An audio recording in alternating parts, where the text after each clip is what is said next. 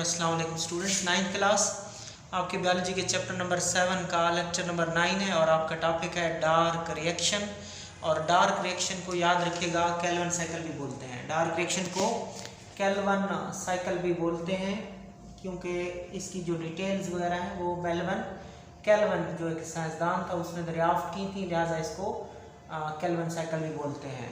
देख लें, इधर भी लिखा हुआ है the detail of the dark reaction were discovered by Melvin Kelvin and his colleagues at the University of California।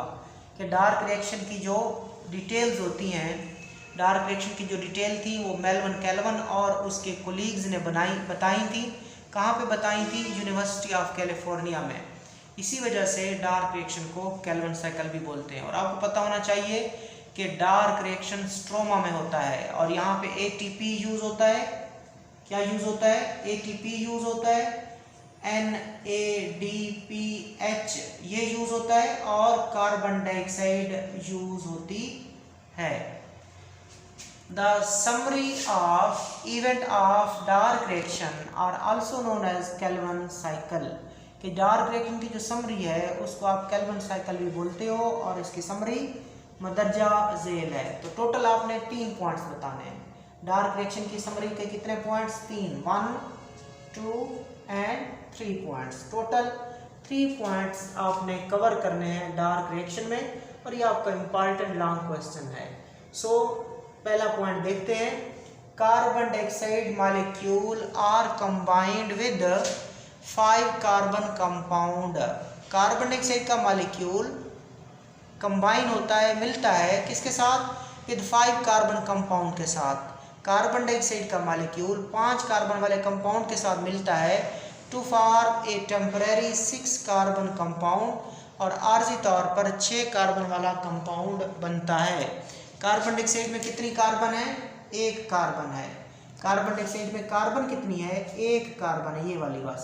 ठीक हो गया। तो 1 कार्बन ये, और ये कार्बन डाइऑक्साइड का मॉलिक्यूल किससे मिलता है? 5 कार्बन वाले कंपाउंड से मिलता है। तो 1 कार्बन ये होगी, 5 कार्बन कंपाउंड में भी 5 कार्बन होते हैं तो 5 और 6 टोटल 6 कार्बन हो जाएंगी। सो कार्बन डाइऑक्साइड का मॉलिक्यूल 5 कार्बन वाले कंपाउंड से मिलता है और आर्जी तौर पर 6 कार्बन वाला कंपाउंड बनता है।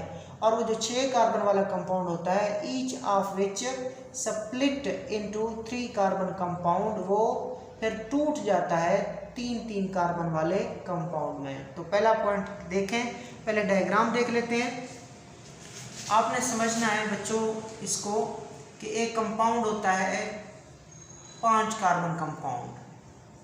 कितने कार्बन कंपाउंड? 5 carbon compound. और टोटल कितने कंपाउंड होते हैं? 3 होते हैं। वो टोटल कितने कंपाउंड होते हैं? 3 कंपाउंड होते हैं। मैं डायग्राम से भी आपको इस तरह दिखा देता हूँ कि 3 कंपाउंड है और हर कंपाउंड में कार्बन कितनी है? ये जो गोल मैंने बनाया ये कार्बन को शो कर रहा है। 1 कार्बन, 2, 3, 4, 5, हर एक में कार्बन कितनी कितनी है? 5-5। सो हमारे पास 3 टोटल कंपाउंड है और हर कंपाउंड में कार्बन कितनी है? 5C लिखा हुआ है। 3 इंटू 5C यानी कि 3 टोटल कंपाउंड है। 1, 2, 3 और हर एक में कार्बन कितनी है? 5 कार्बन है। तो हम लिख सकते हैं 3 इंटू 5C।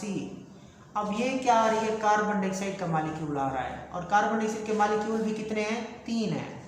हम फिलहाल एक की बात करेंगे कि कार्बन डाइऑक्साइड का मॉलिक्यूल 5 कार्बन वाले कंपाउंड के साथ मिलता है और यहाँ पर आर्जी तौर पर 6 कार्बन वाला कंपाउंड बन जाता है। आर्जी तौर पर 6 कार्बन वाले कंपाउंड बन जाते हैं।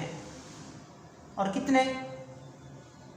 एक देखिए, कार्बन डाइऑक्साइड कितनी है? 3 कार्बन डाइऑक्साइड है और 3 कार्बन डाइऑक्साइड है मतलब टोटल कार्बन कितनी हो जाएंगी? 3 हो जाएंगी।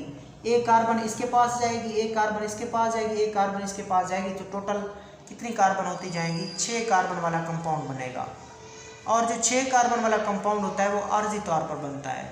जो 6 कार्बन वाला कंपाउंड होता है वो आर्जी तौर पर बनता है।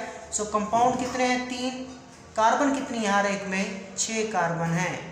अब क्या होता है? वो जो 6 कार्बन वाला कंपाउंड है वो टूट जाता है। वो क्या हो जाता है? टूट जाता है। किस में? तीन कार्बन वाले कंपाउंड में, तीन कार्बन वाले कंपाउंड में वो टूट जाता है। ठीक है, अब यहाँ पे मेंशन नहीं किया गया, आप इसको लिख सकते हो कि तीन कार्बन वाले कंपाउंड में वो क्या हो जाएगा, टूट जाएगा।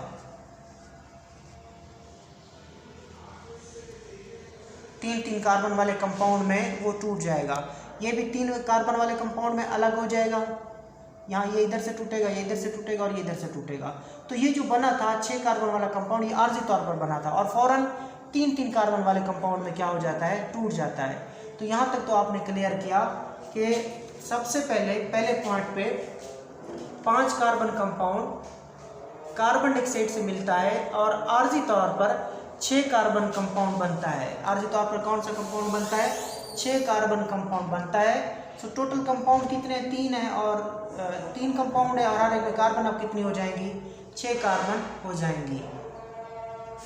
सो क्लियर करें बच्चों कि कार्बन डाइऑक्साइड का मॉलिक्यूल जो होता है वो 5 कार्बन वाले कंपाउंड के साथ मिलता है और आर्जी तौर पर 6 कार्बन वाला कंपाउंड बनता है और वो 6 कार्बन वाला कंपाउंड तीन कार्बन वाले कंपाउंड में टूट जाता है।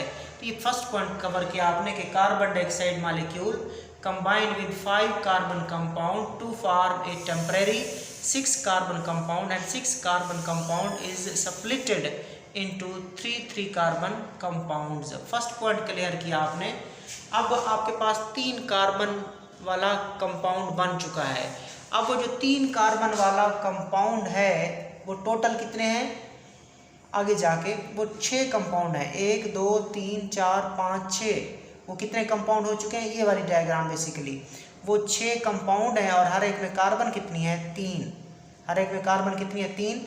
और ये वाला क्या था, ये कंपाउंड 3 थे, हर एक में कार्बन कितनी थी, 6 कार्बन थी हर एक में। अब आगे वो जो 3 कार्बन वाला कंपाउंड है वहाँ ATP ऐड होता है और NADPH भी ऐड होता है। ये ATP भी लाइट रिएक्शन से आ रहा है और NADPH भी कहाँ से आ रहे हैं, लाइट रिएक्शन से आ रहे हैं। और ये आके इन 3 कार्बन कंपाउंड को रिड्यूस कर देते हैं किसमें, 3 कार्बन कार्बोहाइड्रेट्स में। और कितने वो 3 कार्बन कार्बोहाइड्रेट बनेंगे, 6 बनेंगे और होगी कितनी कार्बन, 3 कार्बन होंगी उस कार्बोहाइड्रेट में। उन 3 कार्बन 6 जो 3 कार्बन वाले कार्बोहाइड्रेट है उनमें से एक जो 3 कार्बन कार्बोहाइड्रेट होगा वो इस साइकिल को छोड़ देगा और बाहर आ जाएगा और क्या बना देगा, ग्लूकोज बना देगा। आप कहेंगे सर ग्लूकोज में तो 6 कार्बन होती हैं, तो इसमें तो 3 कार्बन है, इस कार्बोहाइड्रेट में 3 कार्बन है, ये 3 कार्बन वेट करेंगी, अगली दफा फिर 3 कार्बन और आएंगी तो 3 कार्बन और 3 कार्बन मिलकर 6 कार्बन इस तरह बनेगी। तो एक 3 कार्बन कार्बोहाइड्रेट इस साइकिल को लीव करता है, छोड़ देता है और बाद में वो किस में कन्वर्ट हो जाता है, ग्लूकोज में कन्वर्ट हो जाता है। तो अब टोटल थे 6 3 कार्बन वाले कार्बोहाइड्रेट, 6 में से एक बाहर चला गया तो बाकी कितने रह गए हैं, 5 3 कार्बन वाले कार्बोहाइड्रेट रह गए हैं। अब वो क्या करेंगे, वो दोबारा रीजनरेट करेंगे, वो दोबारा अपने आप को क्या करेंगे, रीजनरेट करेंगे। ये हालत थी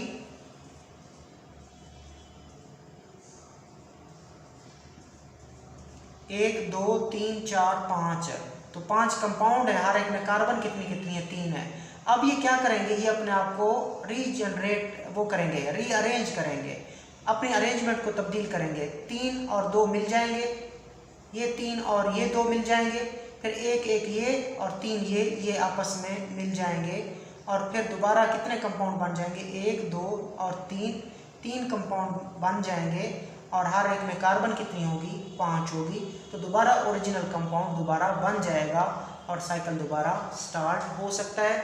सो दूसरा पॉइंट देखते हैं हम कि the 3 carbon compound are reduced to 3 carbon carbohydrate, कि 3 कार्बन कंपाउंड जो होता है वो रिड्यूस हो जाता है किसमें, 3 कार्बन कार्बोहाइड्रेट में। कैसे रिड्यूस होता है, by using ATP and hydrogen from NADPH।